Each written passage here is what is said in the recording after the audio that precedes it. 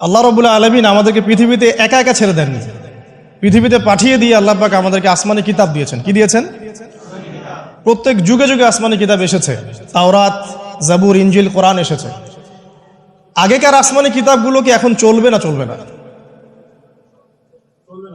আগেকার আসমানি কিতাবগুলো কি এখন চলবে না চলবে না? যখন থেকে নবী মুহাম্মদ সাল্লাল্লাহু আলাইহি ওয়াসাল্লাম নবী হয়েছেন এবং তার উপরে কোরআন নাজিল হয়েছে, এখান থেকে নিয়ে কিয়ামত পর্যন্ত অন্য কোনো আসমানি কিতাব কেউ মানলে কি চলবে না চলবে না? এ বিষয়ে নবী সাল্লাল্লাহু আলাইহি ওয়াসাল্লামের একটা হাদিস বলি, তারপর সামনে যাই। একদিন নবী সাল্লাল্লাহু আলাইহি ওয়াসাল্লামের সামনে ওমর রাদিয়াল্লাহু আনহু বসে আছেন। কে বসে আছেন? ওমর রাদিয়াল্লাহু আনহু নাম তো জানেন, ইসলামের দ্বিতীয় খলিফা। নবীজিকে বলছেন যে তাওরাতে কিছু সুন্দর কথা আছে ইয়া রাসূলুল্লাহ। এই কথা বা এই স্টেটমেন্ট শোনার সাথে সাথে নবী সাল্লাল্লাহু আলাইহি ওয়াসাল্লামের চোখ মুখ রাগে লাল হয়ে গেল। হাদিসটা মিশকাতে আছে। রাগে লাল হয়ে নবী সাল্লাল্লাহু আলাইহি ওয়াসাল্লাম বলছেন যে ইয়া ওমর, হে ওমর, তুমি আমার সামনে তাওরাত পড়ছো? জেনে রাখো, লাউ কানা মূসা হাইয়ান, যদি মূসা আলাইহিস সালাম এখন জীবিত থাকতো। তাওরাত কার উপর নাজিল হয়েছে? মূসা। তাওরাত পড়ছো আমার সামনে, তাওরাত যার উপর নাজিল হয়েছে সেই মূসা আলাইহিস সালাম যদি জীবিত থাকতো এখন, ফাত্তাবা'তুমুহু, আর তোমরা আমাকে বাদ দিয়ে তার অনুসরণ করতে, ওয়া তারাকতুমুনি, আমাকে ছেড়ে দিতে, লা দালালতুম আন সাওয়াইস সাবিল, তাহলে তোমরা অবশ্যই পথভ্রষ্ট হয়ে যেতে। তাওরাত পড়ছো, এখন যদি মূসা আলাইহিস সালামও জীবিত থাকতো আর তোমরা আমাকে বাদ দিয়ে নবী মূসার অনুসরণ করা শুরু করতে, তোমরা অবশ্যই জাহান্নামী হয়ে যেতে। লাউ কানা মূসা হাইয়ান, যদি মূসাও জীবিত থাকতো এখন, আবার যদি জীবিত করা হয় আলাইহিস সালাম, লাত্তাবা'নি, অবশ্যই তাকে আমার অনুসরণ করতে হবে। কথা কি বুঝতে পারছেন? এই কারণে শেষ জামানা যখন ঈসা ইবনে মারইয়াম আসবেন, তিনি নতুন কোনো শরীয়ত নিয়ে আসবেন না। কি নিয়ে আসবেন? তিনি মুহাম্মদ সাল্লাল্লাহু আলাইহি ওয়াসাল্লামের অনুকরণ রূপেই পৃথিবীতে আসবেন ইনশাআল্লাহ। তো আল্লাহ পাক আমাদেরকে দিয়েছেন আল কোরআন, এবং কোরআন এর ব্যাখ্যা হচ্ছে হাদিস।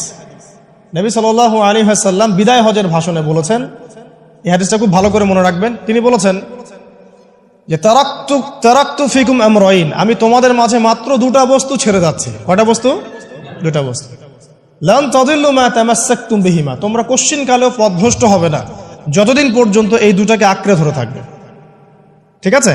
তোমরা কোশ্চিন কালেও পথভ্রষ্ট হবে না যতদিন পর্যন্ত এই দুটাকে তোমরা শক্ত করে আঁকড়ে ধরে থাকবে। অন্য হাদিসে আছে দাঁতের মাড়ি দিয়ে কামড়ে থাকবে। আপনি সামনের দাঁত দিয়ে কিছু কামড়াতে গেলে কিন্তু টান দিলে ছিঁড়ে যাবে, যাবে না? দাঁতের মাড়ি দিয়ে যদি শক্ত করে ধরেন, এত সহজে কিন্তু টান দিলে ছিঁড়বে না। এই জন্য নবীজি বলছেন সাল্লাল্লাহু আলাইহি ওয়াসাল্লাম দাঁতের মাড়ি দিয়ে কামড়ে ধরে থাকবে কোরআন এবং সুন্নাহকে। সেই দুটো বস্তু কি? নবী সাল্লাল্লাহু আলাইহি ওয়াসাল্লাম বলছেন, একটা হচ্ছে কিতাব আল্লাহ, আল্লাহ পাকের কিতাব, মানে কি? আল কোরআন। ওয়া সুন্নতি নবীহি, মানে নবীর সুন্নাত, অর্থাৎ হাদিসগুলো। কোরআন এবং সুন্নাহ মিলে ইসলাম। এই ইসলামটাই হচ্ছে আল্লাহ রাব্বুল আলামিনের মনোনীত সর্বশেষ দিন, সর্বশেষ টেস্টিমেন্ট। মানে আদম আলাইহিস সালামও তো মুসলিম ছিলেন, নূহ আলাইহিস সালামও মুসলিম ছিলেন, ঈসা আলাইহিস সালাম, মূসা আলাইহিস সালাম, ইব্রাহিম আলাইহিস সালাম, এই যে লক্ষ লক্ষ নবী রাসূল, তারা মুসলিম ছিলেন না? সবাই মুসলিম ছিলেন, কিন্তু সর্বশেষ যে বিধিবিধানগুলো আল্লাহর পক্ষ থেকে এসেছে সেটা কি? কোরআন এবং সুন্নাহ এবং ইসলামের এই নতুন রূপটা, সর্বস্বীকৃত সর্বনতুন যে রূপটা, এটা কিয়ামত পর্যন্ত থাকবে ইনশাআল্লাহ। তো ইসলাম চির প্রাচীন এবং চির নতুন, চির আধুনিক। আমরা কি বুঝাতে পারছি? এখন এই ইসলামটা কি পরিবর্তনযোগ্য? উত্তর না। আল্লাহ পাক সূরা মাইদার 3 নম্বর আয়াতে বলছেন, আল ইয়াউমা আকমালতু লাকুম দীনাকুম ওয়া আতমামতু আলাইকুম নি'মাতি ওয়া রাদিতু লাকুমুল ইসলাম দীনান। আল্লাহ পাক বলছেন, আজকে আমি তোমাদের উপরে দ্বীন ইসলামকে পরিপূর্ণ করে দিলাম। পরিপূর্ণ করে দেওয়ার অর্থ হচ্ছে এখানে সংযোজন বিয়োজনের কোনো সুযোগ নাই। কেউ যদি বলে 5 ওয়াক্ত নামাজের জায়গায় 6 ওয়াক্ত বানাই দিব আমরা, ঠিক আছে? সুযোগ আছে? সুযোগ নাই। যাকাতের বিধানটা খুব কঠিন মনে হয়, যাকাতের নিসাবটা একটু কমাই দিব, পারবে? ইসলামের চুল পরিমাণ কিছু ঢোকানোর, বের করার কোনো সুযোগ নাই। কেন নাই? কারণ আল্লাহ পাক এই দিনটাকে পরিপূর্ণ করে দিয়েছেন। আল ইয়াউমা আকমালতু লাকুম দীনাকুম, দিনটাকে কামেল করেছি। কামেল মানে, কামেল পাস মানে কি? সার্টিফিকেট পাইছে পরিপূর্ণ, তাই না? সার্টিফিকেট সবকিছু না, জ্ঞান সবকিছু। এবং এই জ্ঞান শুধুমাত্র বই পড়ে অর্জিত হবে এমনও নয়। জ্ঞান আসে কার পক্ষ থেকে? আল্লাহর পক্ষ থেকে। এটা মনে রাখবেন, জ্ঞান আল্লাহর পক্ষ থেকে আসে। হ্যাঁ, জ্ঞান কখন আসবে? যখন আপনি পরিশ্রম করবেন, আপনার পরিশ্রম আল্লাহ পাক দেখবেন, আপনি ধারাবাহিকভাবে লেগে থাকবেন, আল্লাহর কাছে বেশি বেশি দোয়া করবেন, পাপ ছেড়ে দিবেন, গুনাহ ছেড়ে দিবেন, গুনাহমুক্ত অন্তর নিয়ে আল্লাহর কাছে কান্নাকাটি করবেন, আল্লাহ পাক ইনশাআল্লাহ ইলম দান করবে ইনশাআল্লাহ। ইমাম শাফি রাহিমাহুল্লাহ বলতেন যে আমি অনেক পড়ি কিন্তু ভুলে যাই। তার ওস্তাদ তাকে বললেন যে তুমি পাপ করা ছেড়ে দাও, যদি গুনাহ করতে থাকো তাহলে তোমার অন্তরে আল্লাহর নূর নাজিল হবে না। ঠিক আছে, গুনাহ মুক্ত অন্তর নিয়ে ইলম চর্চা করতে হয়। আল্লাহ পাক তৌফিক দান করুন, আমিন। আর ইলম অর্জন করে যদি অহংকার আর হিংসা চলে আসে তাহলে সেই ইলম হবে শয়তানের ইলম। শয়তান প্রচন্ড আলেম ছিল, কিন্তু ইবলিস কি ছিল? আলেম ছিল। সে কিন্তু আলেম আর আবেদ ছিল, সে ইলম অনেক অর্জন করেছিল এবং আল্লাহ পাকের প্রচুর ইবাদত করত, কিন্তু তারপরেও কেন সে জাহান্নামী হলো? কারণ একটাই, আবা ওয়াস্তাকবারা, সে উদ্ধত হয়েছিল, অহংকার করেছিল।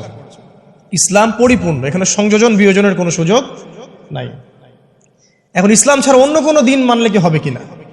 আল্লাহ পাক সূরা আলী ইমরানের মধ্যেই বলছেন, ওয়ামান ইয়াবতাগি গায়রাল ইসলামি দীনান ফালা ইউকবালা মিনহু, কেউ যদি ইসলাম ছাড়া, এই পরিপূর্ণ দিনটা ছাড়া অন্য কোনো জীবন ব্যবস্থা তালাশ করে, তার পক্ষ থেকে কশ্চিন কালেও কোনো আমল কবুল করা হবে না।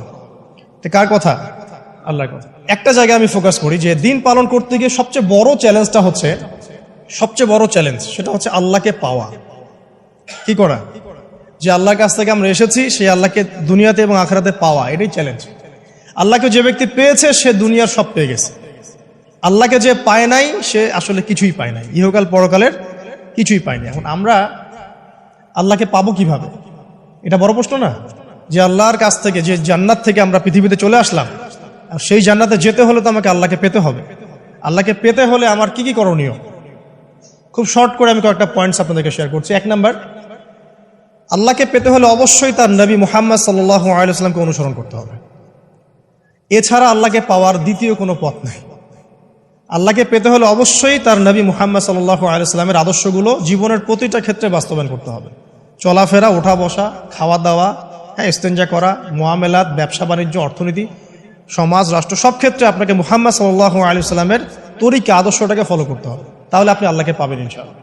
যে ব্যক্তি আল্লাহকে পেয়েছে সে দুনিয়াও পেয়েছে, আখিরাতও পেয়েছে। যে আল্লাহকে পায় নাই, দুনিয়াও বরবাদ, আখিরাতও বরবাদ। 1 নাম্বার তাহলে কি কাজ? আল্লাহ পাকের সর্বশেষ নবী মুহাম্মদ সাল্লাল্লাহু আলাইহি ওয়াসাল্লামকে অনুসরণ করা, তার আদর্শ মেনে চলা, 1 নাম্বার। 2 নাম্বার হচ্ছে 5 ওয়াক্ত নামাজ। আল্লাহকে পেতে হলে নামাজ লাগবে। নামাজ নাই, আল্লাহ নাই।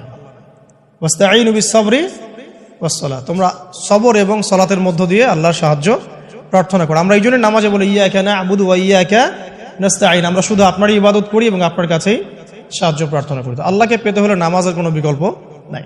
যে ব্যক্তি নামাজ পড়ে না, আল্লাহর সাথে তার কোনো সম্পর্ক নেই, নো কানেকশন। আপনি যে কোনো কিছু চাচ্ছেন, সেজদায় পড়ে আল্লাহর সামনে আত্মসমর্পণ করেই চাইতে হবে। ওয়াসজুদ ওয়াক্তারিব, আল্লাহ পাক কি বলেছেন? সেজদা করো, নিকটবর্তী হও। তো ব্যাখ্যা অনেক করা যায়। নামাজ না পড়লে কিন্তু মানুষ কুফরিতে লিপ্ত হয়। যে ব্যক্তি মান তারাকা সালাতান মুতাআম্মিদান ফাকাদ কাফারা, যে ব্যক্তি সালাতকে অস্বীকার করে, ফরজ নামাজকে অস্বীকার করে, সে ব্যক্তি কিন্তু কুফরিতে চলে যায়। ঠিক আছে। তারপরে বাইনা রাজুলি ওয়া বাইনা শিরকি ওয়াল কুফরি তারকুস সালাহ, একজন মুমিন বান্দা এবং অমুসলিমদের মধ্যে পার্থক্যই নামাজ। নামাজের বিষয়ে অনেক কথা আমি আগেও বলেছি, আপনারা শুনেছেন, অন্য আলেমদের কাছেও শুনেছেন। এক বাক্যে নামাজ না পড়লে ইসলামের রশিটা কেটে যাবে। মুআয বিন জাবালকে নবী সাল্লাল্লাহু আলাইহি ওয়াসাল্লাম বলেছেন যে যদি মান তারাকা সালাতান মুতাআম্মিদান, কেউ যদি সালাতকে ইচ্ছা করে ছেড়ে দেয়, ফাকাদ বারিআত মিন জিম্মাতিল্লাহ, সে ব্যক্তি আল্লাহর জিম্মেদারি থেকে মুক্ত হয়ে যাবে। তার উপর আল্লাহর কোনো জিম্মাদারি নাই, আল্লাহর নিরাপত্তা, জিম্মাদারি থেকে সে মুক্ত। তো 5 ওয়াক্ত নামাজ আল্লাহ পাক আমাদের সবাইকে জামাতের সাথে পড়ার তৌফিক দান করুন। এর পাশাপাশি নফল নামাজ বাড়িয়ে দেওয়ার তৌফিক দান করুন, এবং স্পেশালি তাহাজ্জুদের নামাজ যদি পারেন, 2 রাকাত হলেও নিয়মিত তাহাজ্জুদের নামাজ পড়ার তৌফিক আল্লাহ পাক আমাদেরকে দান করুন। আর নামাজের বাহ্যিকতা নিয়ে এত বেশি ঝগড়ায় যাবেন না। এখন আমরা যত ঝগড়া নামাজের বাহ্যিকতা নিয়ে, হাত বাঁধা, রফুল ইয়াদাইন, আমিন আর পায়ে পা, এগুলো নিয়ে ঝগড়া শেষ আছে? নাই।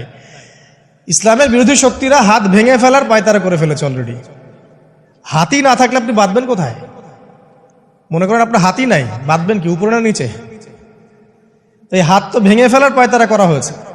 এখন আপনি পড়ে আছেন বাঁধার কোন জায়গায় বাঁধবেন সেটা নিয়ে, অথচ পুরো বৈশ্বিক চক্রান্ত মুসলিমদের বিরুদ্ধে হাতটাই ভেঙে ফেলে দিবে। তুই বাঁধবি কোথায় হাত? তারপর দেখবো। এটা আমরা বুঝতে পারি না। এটা বোঝার জন্য যে জ্ঞান, ইলম, নূর দরকার, তা তো নাই আমাদের মধ্যে। এই জন্য আপোষের ঝগড়া নিয়ে পড়ে আছে। যে ছোটখাটো যে ইখতিলাফি মাসআলাগুলো চলে আসছে দীর্ঘদিন থেকে, এগুলোর কোনো সমাধানে আসতে পারবে না কিন্তু কেউ। পক্ষে বিপক্ষে কথা চলতেই থাকবে কিয়ামত পর্যন্ত, ওইগুলো নিয়ে আমরা ব্যস্ত আছি। তো আমি রিকোয়েস্ট করব নামাজের আধ্যাত্মিকত্বের দিকে ফোকাস করেন। নামাজের আধ্যাত্মিকত্ব কি? আপনি আল্লাহর সামনে দাঁড়িয়েছেন, দুনিয়ার সাথে এখন আপনার কোনো সম্পর্ক নেই, আপনি এবং আল্লাহ, মাঝখানে কিছু নাই। নামাজে যা পড়ছেন, সূরা ফাতিহা, অন্যান্য সূরা, রুকুত, তাসবিহ, সিজদা, তাশাহুদ, দরুদ, অর্থ বোঝার চেষ্টা করেন এবং অর্থের দিকে ফোকাস করেন, আল্লাহকে পাবেন ইনশাআল্লাহ। সিজদায় রুকুতে যখন যাচ্ছেন, আপনি চিন্তা করেন যে আপনি মহাবিশ্বের মহা শক্তিধর আল্লাহ রাব্বুল আলামিনের সামনে মাথা নত করেছেন। আপনি চিন্তা করেন যে আল্লাহ আপনাকে দেখছেন। এখন যখনই মানুষ নামাজে দাঁড়ায়, আল্লাহ পাক তার দিকে দৃষ্টি নিবদ্ধ করে, এবং যখন মানুষ এদিক ওদিক তাকানো শুরু করে নামাজে, আল্লাহ পাক মুখ ঘুরিয়ে নেন। হ্যাঁ, নামাজে ওই যে আমরা যে ডিজিটাল নামাজ পড়ি না, এখন ডিজিটাল মানে 4 রাকাত নামাজ 4 মিনিটে শেষ। এক রুকু করলে সেজদা পাওয়া যায় না, সেজদার তাসবিহ পড়লে আবার এদিকে দেখা যায় যে দ্বিতীয় সেজদায় চলে গেছে অলরেডি ওঠার আগেই। অনেক ক্ষেত্রে ইমাম সাহেবরাও খুব দ্রুত নামাজ পড়ান, অনেক দ্রুত পড়ান। এত দ্রুত নামাজ পড়াবেন কেন? নামাজ জামাতে পড়লে সংক্ষিপ্ত করতে বলা হয়েছে, কিন্তু এত দ্রুত তো পড়তে বলা হয়নি। এখনো দেখবেন মক্কা মদিনায় গিয়ে নামাজ দেখবেন, মাশাআল্লাহ, নামাজটা তাদের মাশাআল্লাহ, এটার প্রশংসা না করলে হকাদায় হবে। নামাজটা অসাধারণ, ধীর স্থিরভাবে। ফজরের নামাজ 20 মিনিট, 15 মিনিট, 20 মিনিট পড়াচ্ছে নামাজ, রিল্যাক্স। নামাজে দাঁড়ালে চমৎকার তেলাওয়াত হচ্ছে, আপনি ভুলে যাচ্ছেন নিজেকে। তেলাওয়াত হবে চমৎকার, এবং সবচেয়ে ভালো যিনি তেলাওয়াত করতে পারেন তাকে নামাজে দিতে হবে। রিল্যাক্সে নামাজ পড়বে। ক্ষেত্র বিশেষে আপনি শর্ট করতে পারেন, কিন্তু সব সময় কেন আমরা 4 রাকাত নামাজ 3 মিনিটে শেষ করে দিব? আবার নামাজের পর দোয়াটা হবে লম্বা, অথচ নামাজটাই ছিল দোয়া, নামাজটাই কিন্তু দোয়া। এখন সেজদায় আমরা যদি কান্নাকাটি করতে না শিখি, আল্লাহর সামনে আমি মাথা নত করেছি, এখানে নিজের মনের যত আবেগ, আকুতি, দোয়া, এগুলো আল্লাহর সামনে ঢেলে না দিতে পারি, এই দোয়া কালাম না শিখি, তাহলে তো নামাজের আধ্যাত্মিকত্ব অর্জন হলো না। সাহাবীরা কেমন করে নামাজ পড়তেন, যে নামাজ পড়ার পরেও তাদের গা থেকে তীর বের করা যায়? কিভাবে তারা নামাজ পড়তেন? তাহলে নবী সাল্লাল্লাহু আলাইহি ওয়াসাল্লাম কিভাবে নামাজ পড়তেন, যে নামাজ পড়ার ফলে তার পা মোবারক ফুলে যাইত? 1 রাকাতে তিনি 4 পারা কোরআন তেলাওয়াত করতে পারলেন কিভাবে? তো তাদের নামাজ আর আমাদের নামাজ, আল্লাহ রাব্বুল আলামিন তার রাসূলের মাধ্যমে একটা হাদিসে জানিয়েছেন যে এমনও অনেক নামাজি আছে, নাউযুবিল্লাহ, আল্লাহ পাক আমাদেরকে তাদের অন্তর্ভুক্ত না করুন, যে নামাজ পড়ার পরে আল্লাহ রাব্বুল আলামিন এই নামাজটাকে ওই নামাজের মুখের উপর নিক্ষেপ করে দেয়, তোমার নামাজের আমার কোনো দরকার নেই। আল্লাহ পাক আমাদেরকে হেফাজত করুন। ধীর স্থিরভাবে পড়েন, রিল্যাক্সে, তাড়াহুড়ার কিচ্ছু নাই। ওমা খালাকতুল জিন্না ওয়াল ইনসা ইল্লা লিয়াবুদুন, শুধুমাত্র আল্লাহর ইবাদত করার জন্যই তো পৃথিবীতে এসেছে। হোক না দোকানটা 5টা মিনিট পরে খুললে কি হবে? হ্যাঁ, জমিতে যান, জমিতে আধা ঘন্টা পরে গেলে কি হবে? যে আল্লাহ পাক আপনাকে বাঁচিয়ে রাখতে পারেন, সে আল্লাহ পাক আল্লাহর পথে সময় দিলে আপনাকে অফুরন্ত রিজিকও তো দিতে পারেন না? আপনি আল্লাহর হয়ে যান, বাকি সব আল্লাহ আপনার দায়িত্ব নিয়ে নেবেন ইনশাআল্লাহ। আপনি নিজে আল্লাহর হয়ে যান, আপনার সবকিছু দায়িত্ব কে নিয়ে নেবে? আল্লাহ নিয়ে নেবে। আল্লাহ পাক আমাদেরকে ধীর স্থিরভাবে আধ্যাত্মিকত্ব অর্জন করে নামাজ পড়ার তৌফিক দান করুন, আমিন। তো দেখুন, আল্লাহকে পাওয়ার সবচেয়ে সেরা মাধ্যম কি? নামাজ। তার আগে বলেছি নবী সাল্লাল্লাহু আলাইহি ওয়াসাল্লামের অনুসরণ। আল্লাহকে পাওয়ার তৃতীয় একটা মাধ্যম বলে দিই আমি, সওম বা রোজা রাখা। অল্প সময় ঘুরিয়ে নিচ্ছি, সওম বা রোজা রাখা। রোজা কেন আল্লাহকে পাওয়ার মাধ্যম জানেন? কারণ রোজা রাখা অবস্থায় আমরা কিন্তু গোপনে পানাহার করি না, করি? আমরা রোজা রেখেছি, গোপনে কিন্তু পানি খেতে পারি, কেউ দেখবে না। গোসল করছেন, আপনি পানি খেতে পারেন, কেউ দেখবে না। লুকিয়ে লুকিয়ে আপনি কিন্তু খাবার খেতে পারেন, কেউ দেখবে না, বাসায় কেউ নাই দেখার, কিন্তু আপনি খান না। আপনি সবর করেন, সহ্য করেন, একদম সূর্যাস্তের সময় গিয়ে আপনি ইফতার করেন। এই যে কাজটা আপনি কেন করেন? কারণ আপনি ফিল করেন যে আল্লাহ আপনাকে দেখছেন। কেউ আপনাকে দেখুক না দেখুক, আল্লাহ আপনাকে দেখছেন। এটাই হচ্ছে ইহসান, এটাই হচ্ছে আল্লাহ পাকের মারিফতকে উপলব্ধি করা। আল্লাহ রাসূল সাল্লাল্লাহু আলাইহি ওয়াসাল্লাম বলেছেন, ইহসান হচ্ছে আন তা'বুদাল্লাহা কাআন্নাকা তারা, তুমি এমন ভাবে আল্লাহর ইবাদত করবে যেন তুমি আল্লাহকে দেখছো। ওয়া ইল্লাম তাকুন তারাহু ফাইন্নাহু ইয়ারাক, তুমি আল্লাহকে দেখতে না পারলেও বিশ্বাস করবে আল্লাহ তোমাকে দেখছেন। এটা রোজা রাখলে উপলব্ধি হয় না যে আল্লাহ আমাকে দেখছেন? এটা হচ্ছে আল্লাহকে পাওয়ার মাধ্যম। এই জন্য রমাজানের রোজা অবশ্যই রাখবো ইনশাআল্লাহ। পাশাপাশি এই যে সোমবার, বৃহস্পতিবার, বা এই যে মাসের 3 দিন আইয়ামে বীজের সওম আছে, 13, 14, 15, আরাফার সওম, আশুরার সওম বা নফল সওম, এগুলো রাখার অভ্যাস করলে আল্লাহকে পাওয়া যাবে ইনশাআল্লাহ তাআলা। আল্লাহ পাক আমাদেরকে বেশি বেশি সওম রাখার তৌফিক দান করুন, এবং আমাকে আপনাদের সবাইকে বিগত জীবনে আমরা যারা বিভিন্ন সময় সওম রাখি নাই, বা রাখতে পারি নাই, বা বিভিন্ন সালাত পড়ি নাই, পড়তে পারি নাই, এগুলোকে হিসেব করে আদায় করার তৌফিক আল্লাহ পাক দান করুন, আমিন। 4 নম্বর একটা মাধ্যম বলে দিয়ে আল্লাহকে পাওয়ার, সেটা হলো তিলাওয়াতে কোরআন। কোরআন তেলাওয়াত যে যত বেশি করবে, অর্থ উপলব্ধি করে পড়বে, সে আল্লাহ পাককে চাক্ষুষ পাবে ইনশাআল্লাহ। মানে আল্লাহ রাব্বুল আলামিন একটা চিঠি দিয়েছেন, মনে করেন আপনাকে, আপনার একজন, কথার কথা এক্সাম্পল দিচ্ছি, যে আপনার কোনো একজন বন্ধু আছে অনেক দূরের কোনো দেশে, তা আপনি তাকে দেখেনও নাই, আপনি তাকে চিনেনও, মানে আপনি তার চেহারা দেখেন নাই, তাকে চিনেন না, তার সাথে যোগাযোগের মাধ্যম হচ্ছে আপনার চিঠি বা মেসেজ, ঠিক আছে?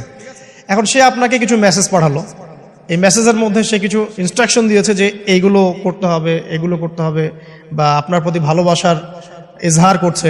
কারণ এই মেসেজটা যদি আপনি পড়তে পারেন, তাহলে আপনি আপনার বন্ধুর সাথে একটা কানেকশন তৈরি করলেন না? বুঝতে পারছি না? আচ্ছা, এখন সমস্যা হচ্ছে কি, আমরা ওই মেসেজটা পড়তেই পারি না। আমরা তো কোরআনটা পড়তেই জানি না, তাহলে মেসেজটা পাবো কিভাবে?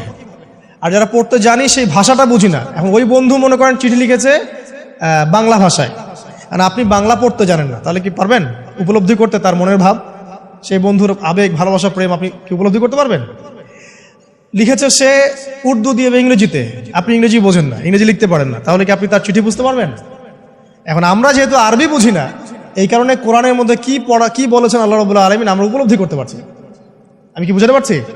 তো কোরআন শুধুমাত্র তিলাওয়াত করা যথেষ্ট নয়। তিলাওয়াত করলে আপনি প্রত্যেক হরফে 10 টাকা পাবেন, কোনো সমস্যা নাই, কিন্তু ওই মেসেজটাকে উপলব্ধি করতে হলে আপনার অর্থটা জানতে হবে। অর্থ জানলে পরে আপনি দেখবেন আল্লাহকে আপনি চাক্ষুষ সামনে পাচ্ছেন ইনশাআল্লাহ। আপনি হতাশ হয়েছেন, হতাশা দূর করার জন্য সূরা আছে কোরআন। বিপদে পড়েছেন, বিপদ দূর করার সূরা আছে কোরআন। আপনার রিজিকের সমস্যা কাটানোর সূরা কোরআনে আছে। কোন হাজতের প্রয়োজন, সূরা ইয়াসিন, হাজতের সূরা চলে আসে। অসুস্থ হয়েছেন, শেফার সূরা কোরআনে আছে। বা কাউকে জিন টোনা করা হয়েছে, বান টোনা করা হয়েছে, ওর শেফাও কোরআনে আছে। এমন কোনো বিষয় নাই যেটা আল্লাহ রাব্বুল আলামিন কোরআনের মধ্যে নাজিল করেন নাই। ব্যবসা করতে চান, কোরআন কথা বলবে, ঠিক আছে? আপনি সামাজিক বিষয়ে ডিল করতে চান, সূরা হুজুরাত কথা বলবে। আপনি ইতিহাস ভালোবাসেন, কোরআনে ইতিহাস দিয়ে ভর্তি করা আছে। আপনি কাব্য ভালোবাসেন, কবিতা পড়তে ভালোবাসেন, কোরআনের মধ্যে কবিতা দিয়েও ভর্তি আছে। আর রহমান আল্লামাল কোরআন খালাকাল ইনসান, এখানে ছন্দ আছে না? প্রত্যেকটা ছন্দ, ওয়ান নাজমি ইযা হাওয়া মা দাল্লা সাহিবুকুম ওয়া মা গাওয়া ওয়া মা ইয়ানতিকু আনিল হাওয়া, ছন্দ আছে না? আপনি উপন্যাস ভালোবাসেন, কোরআনে অনেক উপন্যাস আছে। যা চান তাই পাবেন কোরআনে। এক কথায় আপনি আল্লাহকে পাবেন কোরআনের মধ্য দিয়ে। কোরআনের সাথে যার সম্পর্ক যত বেশি, আল্লাহর মারেফত সে তত বেশি পাবে ইনশাআল্লাহ আজ্জা ওয়া জাল্লা। 4টা বলেছি না? 5 নম্বর হচ্ছে হজ উমরা করা। হজ উমরা আল্লাহ পাক আমাদের সবাইকে বেশি বেশি করার তৌফিক দেখ। হজ এবং উমরা এমন কিছু কাজ আছে যে কাজগুলো সরাসরি আপনার সাথে আল্লাহ পাকে কানেকশন করা হবে। আরাফার মাঠে যাবেন, ওই মাঠে কি কিয়ামত হবে না? আল্লাহকে চিনতে পারবেন এখানেই। তারপরে যে সাই করেন না, সাফা মারওয়া সাই করে, ওখানে গেলে আপনি বুঝতে পারবেন যে কিভাবে ইসমাইল আলাইহিস সালামকে পানি দেওয়ার জন্য তার মা হাজরা এখানে দৌড়াদৌড়ি করেছে। বাইতুল্লাহ দেখবেন, আপনি চিনবেন যে আল্লাহর তাওহীদ কি জিনিস। চোখে দেখার সাথে সাথে আপনার ভিতরে এমন একটা ফিলিংস আসবে যেটা ভাষায় প্রকাশ করা যাবে না। চোখে দেখার সাথে সাথে এমন একটা ফিলিংস আসবে, আপনাকে আমি এটা ভাষায় প্রকাশ করে বোঝাতে পারবো না। আপনি জানবেন ইব্রাহিম আলাইহিস সালাম এবং তার ছেলে ইসমাইল আলাইহিস সালাম বাপ বেটা মিলে রাজমিস্ত্রির কাজ করেছে। এটা আপনি জামজাম কূপ দেখবেন, পানি পান করবেন, আল্লাহকে চিনতে পারবেন যে এই কূপ তো অলৌকিক, এই কূপের মতো কূপ নাই পৃথিবীতে, এর পানি কখনো শেষ হয় না, এবং এই পানি খেয়ে মানুষ বেঁচে থাকতে পারে, খাবারের দরকার হবে না। দীর্ঘদিন পর্যন্ত এই পানি খেয়ে মানুষ বেঁচে থাকতে পারবে, খাবারের প্রয়োজন হয় না। তো এই পানির মধ্যে এমন কিছু উপাদান আছে যেটা মানুষের শরীরের রোগগুলোকে শেফা দিয়ে দিবে ইনশাআল্লাহ তাআলা আল্লাহর হুকুমে। তো প্রত্যেকটা কাজে রাসূল সাল্লাল্লাহু আলাইহি ওয়াসাল্লাম শহরে গেছেন মদিনায়, ওই মদিনার বাতাসটা আপনাকে বলে দিবে যেটা এটা একটা অন্যরকম শহর, ঠিক আছে? রাসূল সাল্লাল্লাহু আলাইহি ওয়াসাল্লামের রওজায় যাবেন, সামনে দাঁড়াবেন, আপনি আল্লাহকে চিনতে পারবেন। আপনি আর পৃথিবীতে থাকবেন না, অন্য জগতে চলে যাবেন। ওই যে বাকিউল গারকাত আছে, সাহাবীদের কবরস্থান জান্নাতুল বাকি, ওখানে ঢুকবেন, আপনার কাছে মনে হবে যে পৃথিবীটা আসলে কিছুই না। পৃথিবীর সবচেয়ে সেরা মানুষগুলো এই মাটির নিচে শুয়ে আছে, ওখানে আপনাকে খুবই তুচ্ছ মনে হবে তাদের সামনে। এই যে মানে বিভিন্ন জায়গায় গিয়ে আল্লাহকে চিনতে পাওয়া, এটা সবচেয়ে ভালো হয় হজ এবং উমরাতে গিয়ে। আল্লাহ পাক আমাদেরকে তৌফিক এনায়েত করুন, আমিন। তো এটা একটা আল্লাহকে পাওয়ার নিদর্শ। যাদের হজ ফরজ হয়ে গেছে অবশ্যই হজ করে ফেলবেন, আর যাদের সামর্থ্য আছে তারা বেশি বেশি উমরা করবেন। নবী সাল্লাল্লাহু আলাইহি ওয়াসাল্লাম বলেছেন, এক হজ পরের হজের মধ্যে যত গুনাহ মাফ করিয়ে দেয়, এক উমরা পরের উমরার মধ্যে যত গুনাহ সেগুলোকে মাফ করিয়ে দেয়। আল্লাহ পাক আমাদেরকে এই আমলগুলো করা তৌফিক ইনায়াত করুন। 6 নাম্বার বলছি জিকির, আল্লাহ পাকের জিকির বাড়াতে হবে। যে আল্লাহ পাকের জিকির যত বেশি করবে সে আল্লাহ পাকের মারিফত তত বেশি উপলব্ধি করবে, আল্লাহকে পাবে ইনশাআল্লাহ। আর এই জিকির করার জন্য ওযুও শর্ত নয়, জানেন? আল্লাহর জিকির করার জন্য কিন্তু ওযু শর্ত নয়, আপনি মনে মনে চলতে ফিরতে অলওয়েজ সুবহানাল্লাহ, আলহামদুলিল্লাহ, আল্লাহু আকবার, লা ইলাহা ইল্লাল্লাহ, আস্তাগফিরুল্লাহ পড়তেই থাকতে পারেন। কষ্টের কিছু আছে? খালি জবান চলবে, খালি জবান চলবে। মাঠে কাজ করছেন, ওই যে লাঙল দিয়ে কাজ করছেন, সেচ দিচ্ছেন, আপনি পড়তে থাকবেন আস্তাগফিরুল্লাহ ওয়া আতুবু ইলাইহি, লা হাওলা ওয়ালা কুওয়াতা ইল্লা বিল্লাহ, সুবহানাল্লাহ, আলহামদুলিল্লাহ, লা ইলাহা ইল্লাল্লাহ, আল্লাহু আকবার। কোনো সমস্যা? কোনো সমস্যা নেই। রান্না বান্না করছে মেয়েরা, এটা করতে করতে পড়তে পারবে না? গাড়ি ড্রাইভ করছেন, ড্রাইভ করতে করতে আপনি পড়তে পারবেন লা ইলাহা ইল্লাল্লাহ ওয়াহদাহু লা শারীকা লাহু লাহুল মুলক ওয়া লাহুল হামদু ওয়া হুয়া আলা কুল্লি শাইইন কাদির। যে কোনো কাজ করতে করতেই ইল্লাল ইস্তিনজা, ইস্তিনজা বাদ দিয়ে। ইস্তিনজা কি জিনিস? প্রসাব পায়খানা। এই সময় এগুলো মুখ দিয়ে বলবেন না, দরকার নাই। আপনি এখানে এরপরে যে সময়গুলো আছে এগুলোতে আপনি জিকির বাড়াবেন। যে যত বেশি জিকির করবে তার কলব তত বেশি পরিচ্ছন্ন হবে। যার কলব যত পরিচ্ছন্ন আল্লাহর নূর তার কলবে তত বেশি আসবে, সে আল্লাহ পাকে তত কাছে পাবে ইনশাআল্লাহু আযজা ওয়া জাল। 7 নাম্বার দোয়া ইস্তেগফার বাড়িয়ে দেয়। আল্লাহর কাছে বেশি বেশি দোয়া করতে হবে। দোয়া বাড়িয়ে দেন। দোয়ার জন্য হুজুর ডাকতে হবে না, দোয়ার জন্য আমাকে ডেকে বাসায় খাওয়ানোরও দরকার নেই। আপনার দোয়ার জন্য আপনি যথেষ্ট। নামাজে দাঁড়ান, নামাজের সেজদায় দোয়া করেন। নফল নামাজ পড়েন, নফল নামাজের সেজদায় দোয়া করেন। নামাজে পড়ে হাত তুলে দোয়া করেন প্রয়োজনে। নামাজে সালাম ফিরানোর আগে দোয়া করেন। যে কোনো ভালো কাজ করেছেন তারপর দোয়া করেন, ঠিক আছে? কোরআন তেলাওয়াত করলেন, দোয়া করেন। তাহাজ্জুদের ওয়াক্তে দোয়া করেন। বৃষ্টি পড়ছে তখন দোয়া করেন, ঠিক আছে? মানে দোয়া কবুলের মোমেন্ট, সময়গুলো, আজান হয়েছে, আজান ইকামতের মাঝখানে দোয়া করেন। এই যে এখন খুতবা হচ্ছে, এই সময় দোয়া করেন, দোয়া কবুল হবে। দিনই মসজিদে বসেছেন, দোয়া করেন। দোয়া করতে থাকেন মনে মনে। যত বেশি আপনি দোয়া করতে পারবেন আল্লাহর কাছে, ইনশাআল্লাহ আল্লাহকে আপনি তত কাছে পাবেন ইনশাআল্লাহ। এটা আল্লাহকে পাওয়ার অন্যতম মাধ্যম। এবং ইস্তেগফার, ইস্তেগফার মানে কি? তওবা করা। আস্তাগফিরুল্লাহাল্লাযী লা ইলাহা ইল্লা হুয়াল হাইয়ুল কাইয়ুম ওয়া আতুবু ইলাইহি। এটা বেশি বেশি পড়বেন। দিনে কমপক্ষে 70 বার বা 100 বার পড়ার চেষ্টা করবেন। আল্লাহ পাক তৌফিক দান করুন। কয়টা বলেছি ভাই? 7টা। আচ্ছা, 8 নাম্বার হচ্ছে সদকা করা। সদকা, দান সদাকা আল্লাহর কাছে খুব বেশি পছন্দের। দান সদকা করার জন্য সম্পদ লাগে না, আমার কথা শোনেন। দান সদকা করার জন্য সম্পদ লাগে না, কলিজা লাগে, মন লাগে। বহু বড় বড় মানুষ আছে দান সদকা করতে পারে না, কোটিপতি, যাকাত দেয় না, আছে না? আর বহু গরিব মানুষ ভ্যান চালায়, কৃষিকাজ করে, দেখবেন 100 টাকা দান করে দিল। মন থাকতে হয়, মন, কলিজা বড় থাকতে হয়। তো যাদের কলিজা বড়, মন বড়, তারা দান সদকা করতে পারবে ইনশাআল্লাহ। আর যার মন বড় সেখানেই তো আল্লাহর নূর আসবে। সংক্ষিপ্ত মনে সংকীর্ণ মন, আল্লাহর নূর কোত্থেকে আসবে? কথা বুঝতে পারেন নাই? তো দান সদকা বাড়ান। আপনি 1 টাকা দান করেন, 5 টাকা দান করেন, হালাল রিজিক থেকে 1 টাকা দান করেন, সেটা আল্লাহর কাছে অনেক বেশি পছন্দের।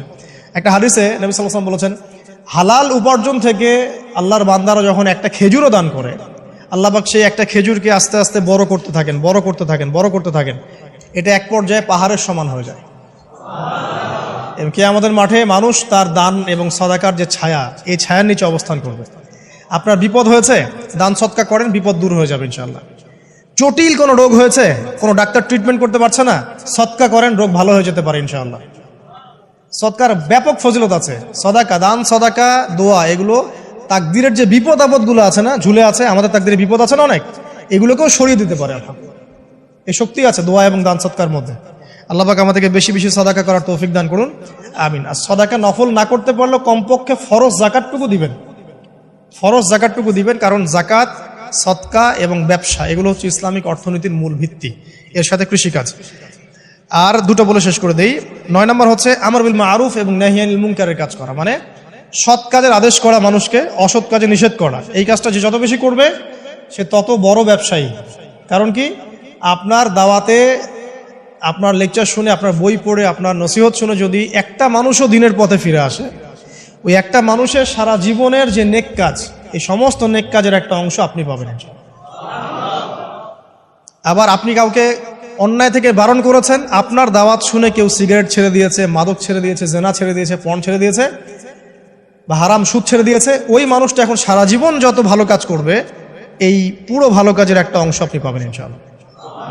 এর চেয়ে বড় কিন্তু কোনো ব্যবসা নাই। এই কাজটা করলে আল্লাহ পাকের রহমত নেমে আসে, আর এই কাজটা ছেড়ে দিলে আল্লাহ পাকের গজব নেমে আসবে। যখন মানুষ ন্যায়ের আদেশ এবং অন্যায় নিষেধ ছেড়ে দিবে, আল্লাহর গজব নেমে আসবে। আর মানুষ যত বেশি সৎ কাজে আদেশ করবে, অসৎ কাজে নিষেধ করবে, আল্লাহর রহমত তত কাছে আসবে ইনশাআল্লাহ।